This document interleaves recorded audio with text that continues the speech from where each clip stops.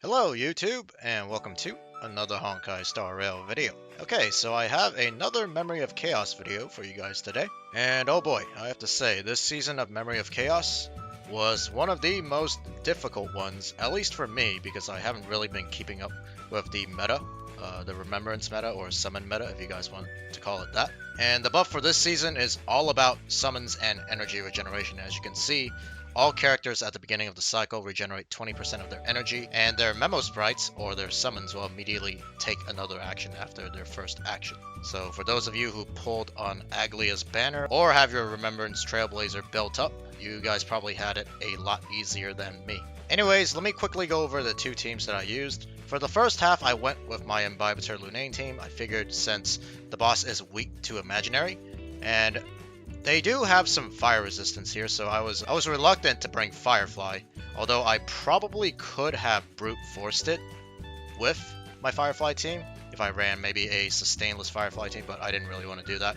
I already used Firefly more than enough. I wanted to try something new and give my Imbibitor Lunane a chance. And he actually did surprisingly better than I expected. I expected him to barely clear within 5 cycles while having difficulty surviving because the team is fairly squishy other than maybe Sparkle and Gallagher.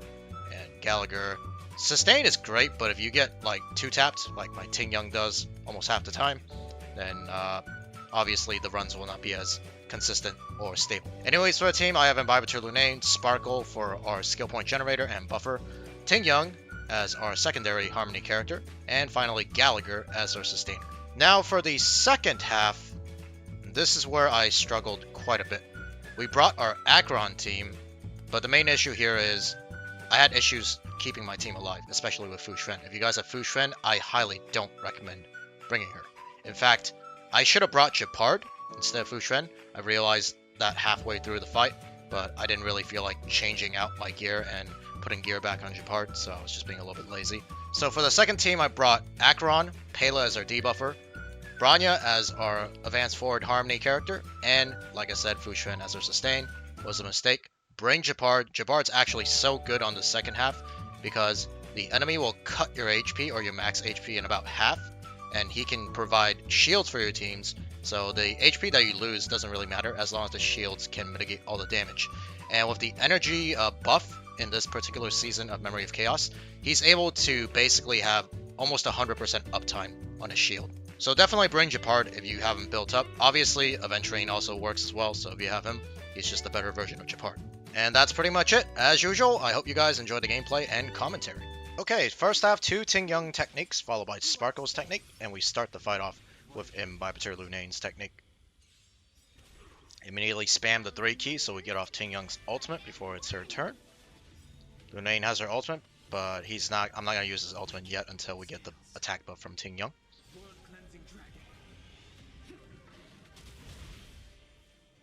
Now we're going to enhance basic attack. We focus down the fat robot first. I believe he has more max HP as well. Gonna push Lunane back up. He's going to spawn in these minions. Now there is a little bit of RNG here. I did have a few runs where it bricked because they focused down Ting Young, who is the squishiest member on this team other than Lunane. We're going to pop Sparkle's ultimate. Advance forward because we have Dance, Dance, Dance, and get some skill points back. Here I'm going to heal up Sparkle because we have full skill points. It'll be a waste to just use basic attack. And we also get rid of that burn on Sparkle. I'll push up Lunane. We're saving Gallagher's ultimate for when we drop a little bit low here. So we can pop it, advance forward, and then basic attack. Heal everyone up. We're actually going to target this mob here because the other one is imprisoned. So he's not going to be able to attack anyways. Go into the ultimate here.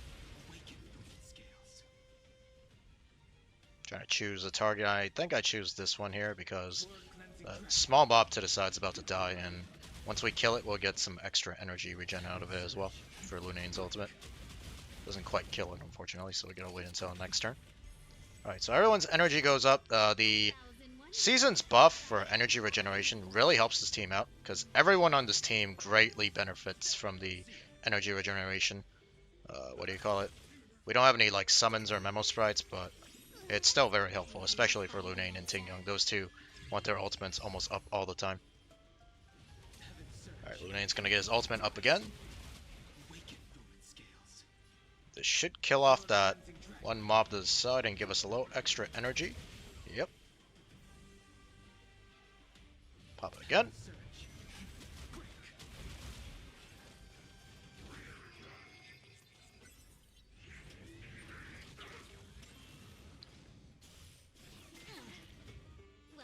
Tingyung's gonna smack that robot because it's weak to lightning.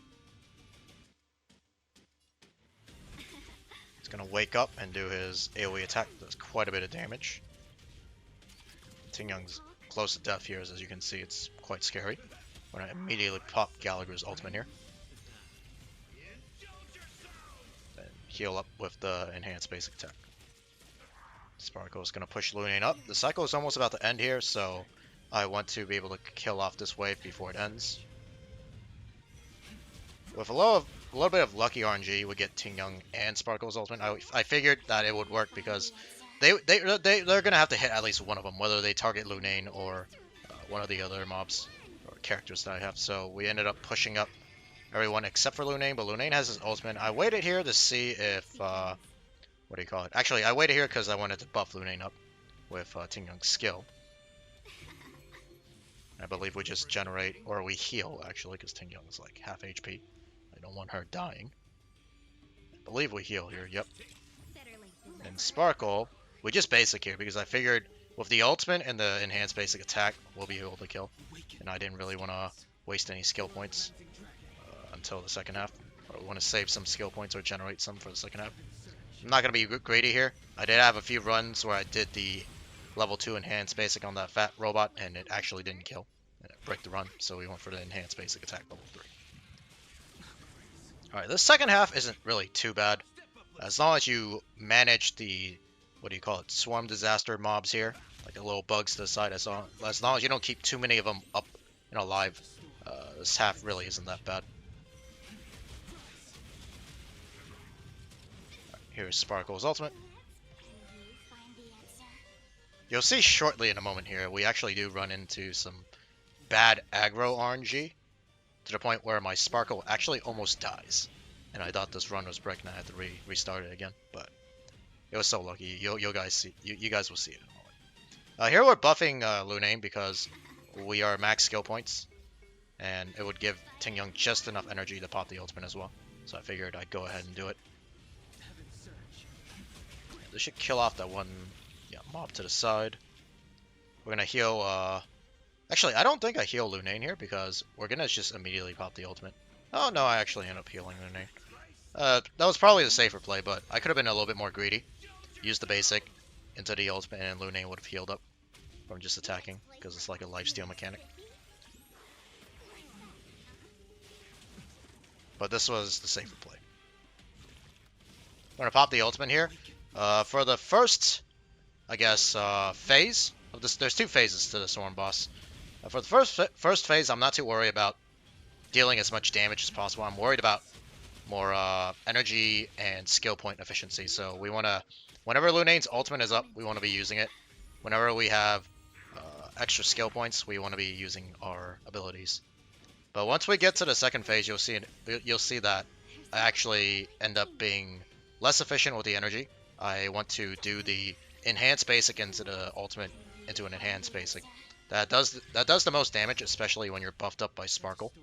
But it comes at the cost of wasting a lot of energy in the process, especially if you already have your ultimate, like this combo right here.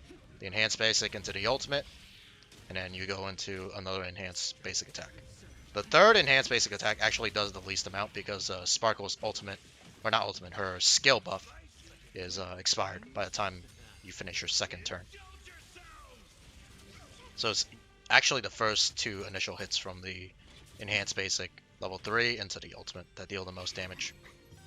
Here we're going to pop Tingyung's ultimate onto Lunane. This guy's ultimate, like I said, we want to be energy efficient, so we are going to use it immediately. It's not going to deal a lot of damage here because we're not buffed by Sparkle or anything. It's not going to do nearly as much. Actually, 2,000 250,000 is not too bad. But with Sparkle, it'll be hitting for about 300,000.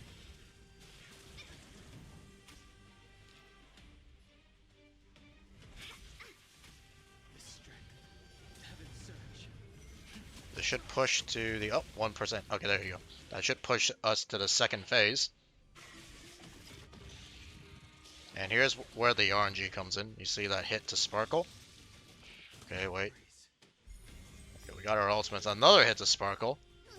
I should have ulted earlier, but we were a little bit slow on the reaction, unfortunately. Pop Lunane's ultimate here. And I was really concerned here. I was almost certain that Sparkle was going to die the minute she takes her turn because she has 5 stacks of Wind Shear on her. So I was like, oh no, this run might be bricked. And she survives with 7 HP. Look at that, 7 HP. I was like, oh dear God. Thank God Gallagher is here to save the day with his skill. Alright, so we didn't break the run, luckily, because Sparkle is apparently the luckiest character ever to exist on this team. Unlike Ting Young, who always dies whenever she gets that low. As you can see here, we are now saving the ultimate on Lunane. So he's able to do his enhanced basic into his ultimate. See that hit for over 300k. The ultimate should hit... it's only 2 targets, so you won't see numbers that large. That's still... Whoa, 250k on 2 targets. That's still a lot. And then the third enhanced basic, which missed the... Oh my God, the first 3 hits missed the crit. That's actually so annoying. We basic here because... what do you call it? We didn't have enough skill points to have the ultimate. Now we have the ultimate. A little bit late though, but... Yeah, we ran into a little bit of a skill point issue there. Regardless, even if we had enough skill points to skill up Lunane, we weren't going to finish the run within that cycle. Right, here we go. Enhanced basic into the ultimate.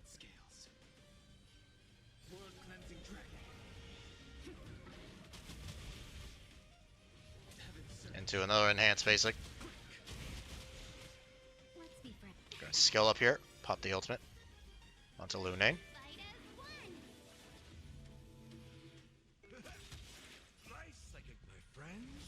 And we're coming to the end of the cycle. It's very close. All we need is Lunane to be able to take his turn, and we should be able to clear.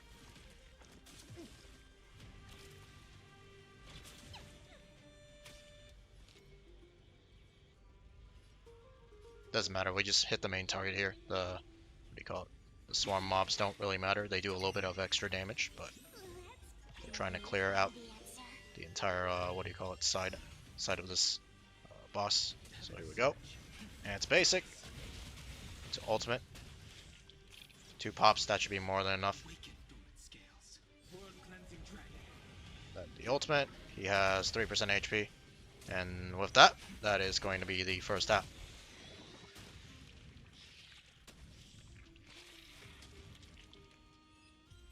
Alright, on to the second half. Bronya's technique with Fu Xuan's technique, and then we start the fight off with Acheron's technique. And oh boy, I have to say, this second half was absolutely terrifying. Not this first wave, but once we get to the second wave, there's a new boss that appears in this new region. And I fought him before. You have to if you've done the event or the story quest, but he didn't really seem that difficult in the story and event. And MOC though, yeah, he blows up. He blows up Fu Xuan. That's all I gotta say. And he's really tanky. Really, really tanky. In fact, I did a run earlier using Silver Wolf instead of Pela. And I'm starting to see why Silver Wolf is considered pretty goddamn bad compared to even a 4-star like Pela. Because you need the AoE defense break in this fight, in the second wave. Because he spawns a lot. Well, he basically you'll see when we get to the fight. He spawns a lot of mobs, and you have to kill those mobs. With Silver Wolf, the single target defense break is just not enough, and she herself doesn't provide enough damage to warrant taking up the slot that Pela does. Yeah, Pela is just so good for a 4-star. It's actually insane. the amount of gap there is between a 4-star character like Pela and a limited 5-star character like Silverwolf. Makes me really sad that I have Silverwolf built up and I almost never get to use her when I want to. Even when I try to make her work, it doesn't really work out as well as someone like Pela. Alright, we're coming to the end of this first wave. Like I said, it's nothing really too difficult. You just, they don't really do that much damage. Occasionally, this stupid automatron robot thing, that stupid robot thingy-majigger, will imprison one of your allies if Fu Xuan's matrix isn't up, or if he targets the wrong mob. Like, the worst one he could imprison would be Bronya or Fu Xuan. If he imprisons Akron, I don't care, because Bronya can break Akron out with her skill. So, it's not nearly as bad. We actually mess up a bit here. I realized that I probably should have killed off that, what do you call it? That newer mob, the like general looking mob, because he spawns 2 creatures. And if those 2 side mobs didn't spawn, I could have just killed here with Akron's skill. And instead we have the ultimate here. I even basic because I figured there's no point in wasting skill points. I'm going to have to ult in order to clear this wave before the end of the cycle. So I was like, okay, just might as well generate the skill points. Alright, here we hold Pela's ultimate, because we need it for when he steals everyone's souls and then spawns the mobs that are copies of us. And that also drains our max HP. It lowers our max HP by half. Alright, there it is. He steals our souls, and we have to kill these mobs. Otherwise, he'll deal a lot of damage, and our max HP will remain. You can't cleanse this max HP reduction, even with someone like Bronya's cleanse. You have to kill these mobs. So that is why Pela is so important in this fight for the defense break on all the mobs. Alright, here's the ultimate. It should do quite a bit of damage when it's buffed up by Bronya's skill and all the defense breaks. Over 2 million. There's actually still a few of them. They'll all have like 1 HP, so they should easily just die off here to like a sneeze from Fu Xuan's ultimate.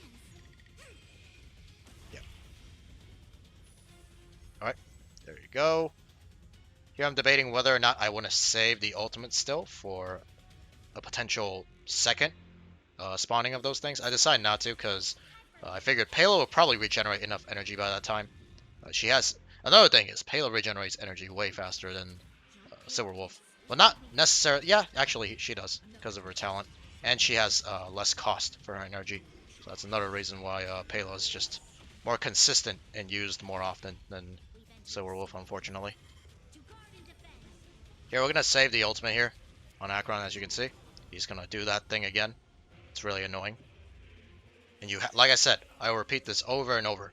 You have to kill these mobs that he spawns. If you don't, he is going to do a lot of damage, especially during the second phase. Your team will just get 1 shot if you don't have enough sustain. Or your Fu Xuan basically will get 1 shot as well. Alright, there we go. We push phase now to the second phase. And this is where I bricked most of my runs. And it happens because Fu Xuan has her matrix up. And even, I would say, if my Fu Xuan's anywhere below 70% HP, she will die to the nuke that you'll see in a moment. This guy will do a nuking attack, and it will absolutely obliterate Fu Xuan. And my Fu Xuan's built fairly tanky. She's not, like, poorly built. She has, like, she has over 7k HP and close to 2k defense. So it is definitely not a scuffed Fu Xuan, that is for sure. Here we're actually saving the ultimate on Fu Xuan because we want to heal above 50%. Obviously, our max HP is reduced right now, so there's no point in popping the ultimate. As you can see, I Akron ult and immediately Fu Xuan ult. So we'll regenerate more than half our HP. So we heal up here on Fu Xuan so she doesn't die.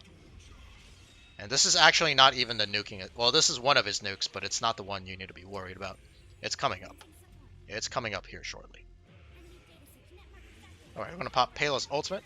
I want to finish this run within this cycle. And pay attention here, because Fu Xuan's, as you can see, the ground is glowing. The matrix is glowing. Before, I would try to refresh the matrix to keep my team alive. After having Fu Xuan get obliterated, like probably over 10 times already by this time.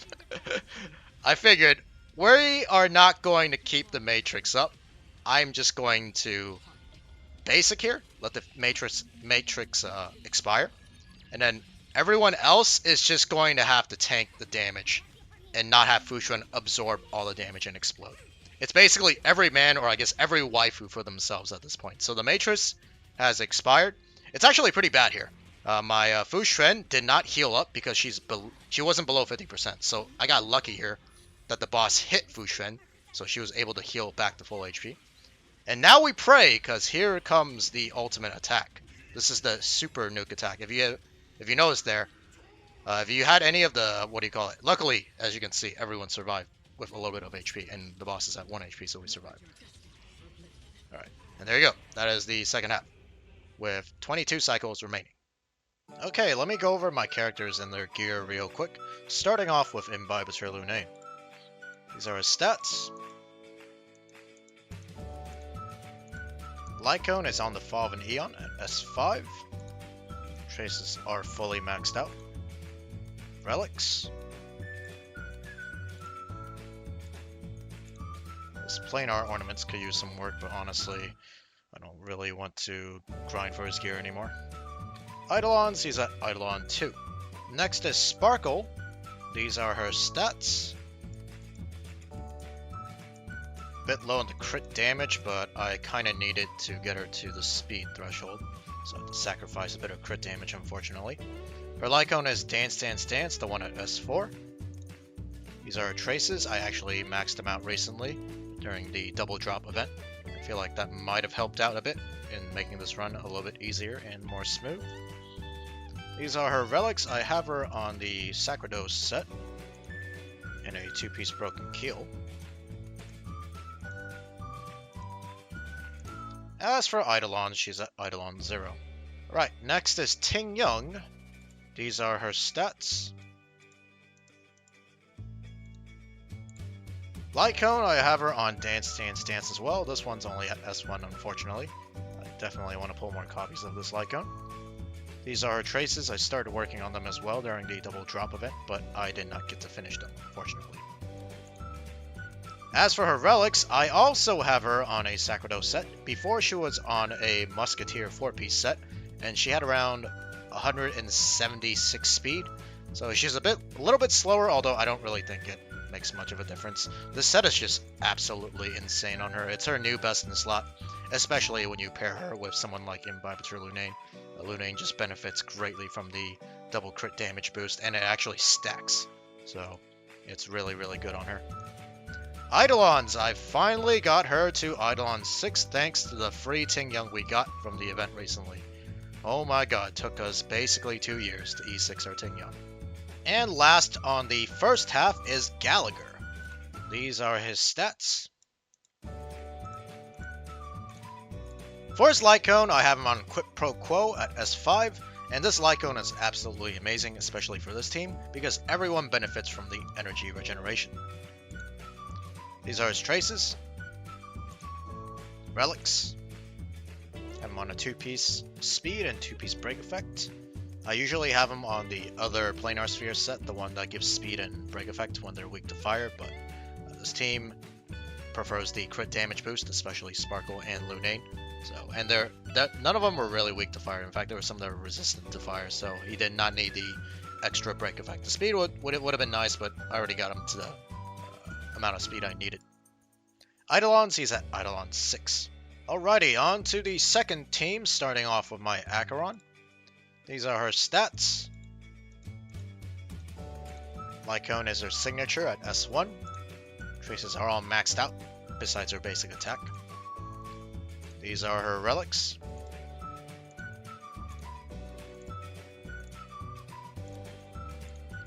Eidolon, she's at Eidolon 2. Alright, next up is Pela.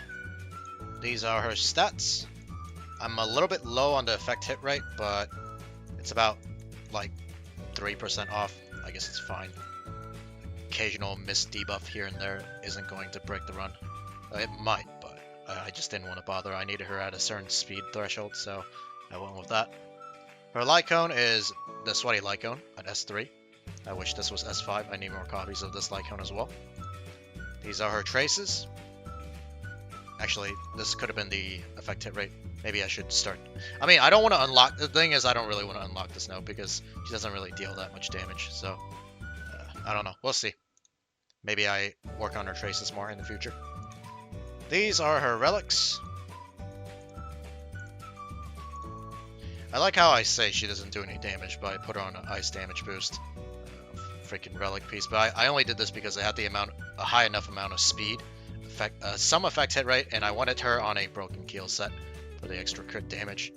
Arguable whether or not this was a good decision or not, but it did have really good substats, particularly for her. That's why I kept it. Eidolon, she's at Eidolon 6. Alrighty, next up is Bronya, who actually did fairly well as our supporter. These are her stats. Lycone is her signature Lycone at S1. These are her traces. I recently maxed out her skill during the double drop event, so that might have helped out as well. Relics, unfortunately, I was not able to put a Sacrados set on her like I wanted to, so we just ended up putting a double 2-piece speed set, which actually allowed her to reach the 160 speed threshold I wanted. And it also allowed her to have quite a bit more crit damage compared to someone like Sparkle, so I guess sometimes broken sets are better than the 4-piece set if you don't have really good substats or you can't reach a certain stat stick or stat threshold that you need. Eidolons, she's at Eidolon 3. Alrighty, and last, and actually probably least, is my Fu Xuan. I definitely should have brought Gepard after failing a couple attempts and realizing that she was clearly not going to be consistent and stable when it comes to solo sustaining on the second half, but nevertheless, we still forced it through.